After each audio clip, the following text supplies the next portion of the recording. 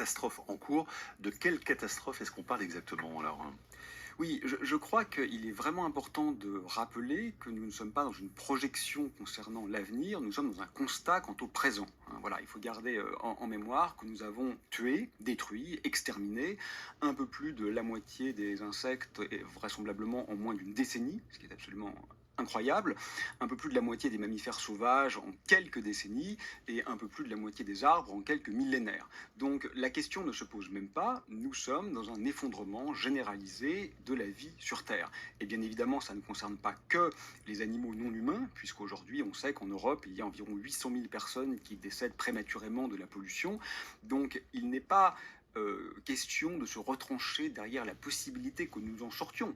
Quelque part, l'essentiel est déjà fait. Donc il y a Donc, un anéantissement global, hein, dont les voilà, scientifiques parlent eux-mêmes, hein. oui, dont la question ne se pose absolument plus, évidemment, chez les scientifiques, hein. C'est une réalité factuelle qui est absolument indéniable, mais qui n'a pas encore effectivement, je crois, pénétré nos inconscients et nos rapports au monde génériques. Parce qu'il y a certaines personnes, alors moi j'ai été face à des personnes comme ça, je ne savais pas quoi leur répondre, disent: non mais attendez, regardez, l'espérance de vie ne cesse d'augmenter, donc on va mieux. Qu'est-ce qu'on peut répondre à ça? Oui, alors d'abord, c'est pas vrai, hein. On voit beaucoup de pays aujourd'hui, y compris des pays riches, dans lesquels l'espérance de vie commence à décroître. Et ensuite, notre métier, c'est précisément d'anticiper, hein. Quand on vous diagnostique un cancer, généralement, vous allez encore très bien. Mais hélas, souvent, quelques mois ou quelques années après, vous allez moins bien. C'est un peu à cela, n'est-ce pas, que sert la pensée. Si, une fois que nous sommes tous morts, nous réalisons que c'est trop tard, ça aura un intérêt limité. Donc les effets sont déjà incontestablement visibles. Il n'en demeure pas moins que le pire en ce qui concerne l'humanité dans les pays riches est effectivement devant nous. Aurélien Barraud, la catastrophe climatique, ça n'est pas tout, hein, et vous le rappelez d'ailleurs à plusieurs reprises, c'est une conséquence, un symptôme et non pas l'origine de la catastrophe, hein. Vous remettez un peu les choses à leur place à ce niveau-là? Oui, je crois que c'est très important, parce qu'en effet, on parle beaucoup de sauver le climat, ce qui est plutôt une bonne chose, hein. Je suis tout à fait convaincu qu'il y a un problème climatique, mais finalement, sauver le climat, on s'en fiche un peu. Moi, le climat, ça m'intéresse pas. Ce qui compte, c'est la vie. Or, quand on regarde un petit peu les conditions nécessaires pour l'existence et la pérennité de la vie sur Terre, ben, elles ont été récemment listées par un institut suédois. Donc on voit qu'aujourd'hui on a des problèmes de dépassement des limites planétaires en ce qui concerne la stérilisation des sols, la chute de biodiversité, l'interruption des cycles biogéochimiques, l'acidification des océans, le dérèglement climatique et effectivement la perte des espaces de vie. Et donc on voit que le climat, ce n'est qu'un problème parmi beaucoup d'autres dans un effondrement, je dirais, qui est multifactoriel. Voilà. Et donc ça, c'est très important de le garder à l'esprit parce que le pire, je pense, qui nous menace aujourd'hui, surtout chez mes confrères scientifiques, c'est de supposer que nous avons affaire à un problème technique qui aurait une solution technique. Ouais. Ce n'est absolument pas le cas. Et ça, les scientifiques ont beaucoup de mal à le comprendre. Ouais. Alors on va y revenir évidemment dans un instant, puisque vous aviez aussi écrit récemment à destination de vos confrères scientifiques ou chercheurs. Alors qu'est-ce qu'on fait avec tout ça quand on fait ce constat, Aurélien Barraud? Les politiques habituelles qui existent n'ont rien donné si on vous lit.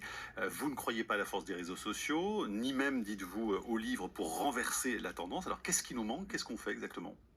Oui, enfin, en ce qui concerne les politiques, ils n'ont même pas essayé, donc c'est un peu normal qu'ils n'aient pas réussi, hein. De ce point de vue-là, on ne peut pas les dédouaner quand même. Moi, je crois que quand on se demande, et on me l'a demandé souvent, quelle est l'action urgente à faire, c'est déjà une mauvaise question, parce qu'on est encore dans une logique effectivement d'agir.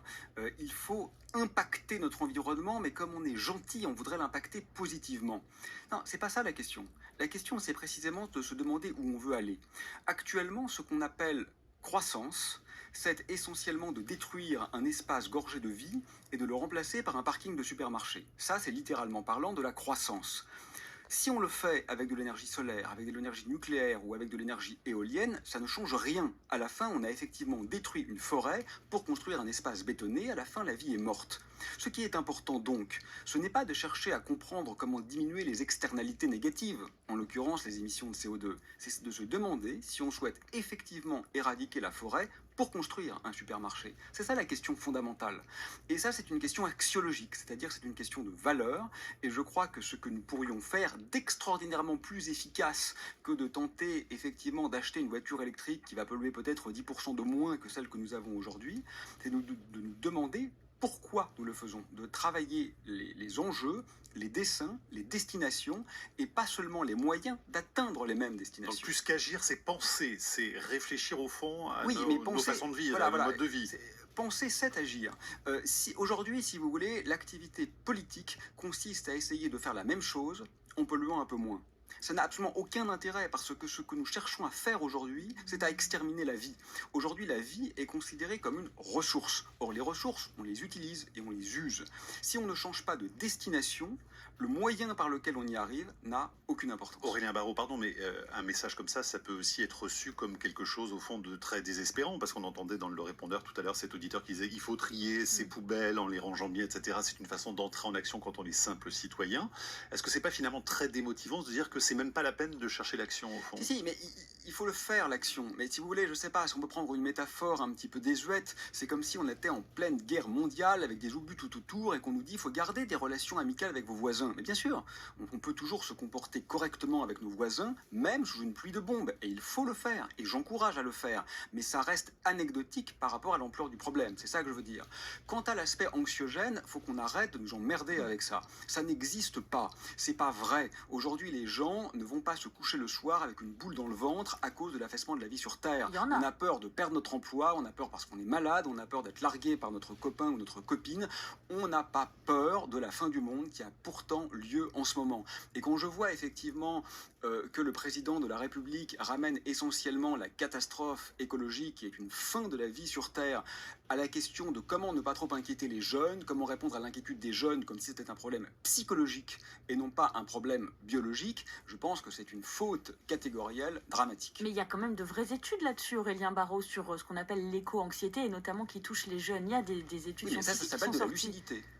Voilà, quand vous êtes au milieu de la guerre et que vous voyez vos parents mourir, vous êtes triste. C'est normal. C'est pas un problème psychologique, c'est une réaction normale face à une situation qui est objectivement catastrophique. Donc il y a quand même de l'angoisse. Oui, mais elle est très très très inférieure à la mesure de ce qui serait légitime compte tenu de l'étendue, me semble-t-il, de la problématique. Aurélien Barraud.